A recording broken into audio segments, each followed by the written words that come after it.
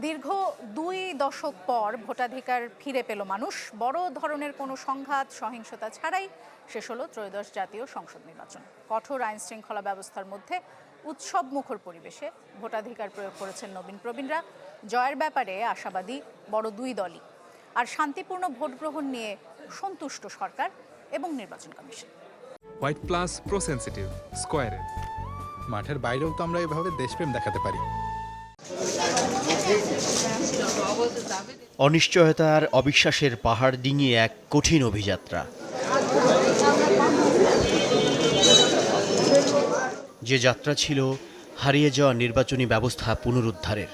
২৬-এর ১২ ফেব্রুয়ারির সকালটা যেন তাই এসেছিল মানুষের ভোটাধিকার ফিরে পাবার স্মরণীয় ক্ষণ হয়ে।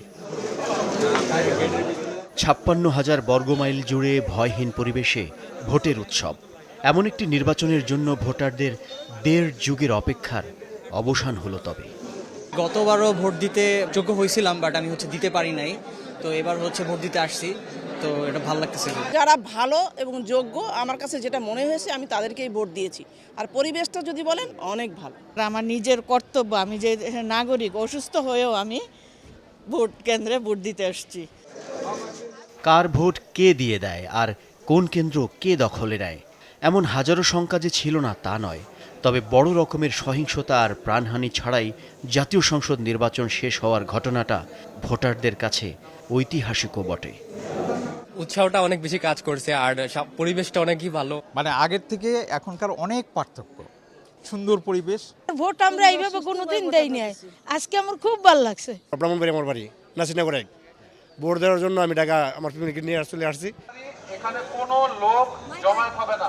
পুলিশ, সেনাবাহিনী, বিজিবি, আনসার সহ আইনশৃঙ্খলা বাহিনীর সদস্যদের এবারের শরীরী ভাষা এবং কঠোর অবস্থান অভয় দিয়েছে ভোটারদের। কেন্দ্রের গেইটে তাদের কড়া পাহারা ফাঁকি দিয়ে বিশৃঙ্খলাকারীদের প্রবেশের সুযোগ ছিল কমই।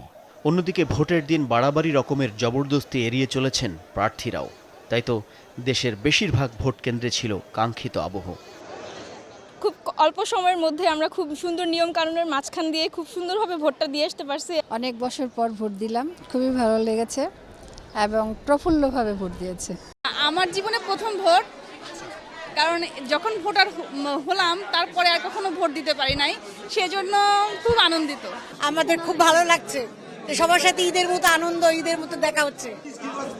দীর্ঘ প্রায় ২ দশক ক্ষমতার বাইরে থাকা বিএনপি এবারের নির্বাচনে সবচেয়ে বড় দল। নিজ আসন ঢাকা ১৭-তে ভোট দিয়ে দলটির চেয়ারম্যান তারেক রহমানের কণ্ঠে উৎসবমুখর ভোটের প্রতিক্রিয়া।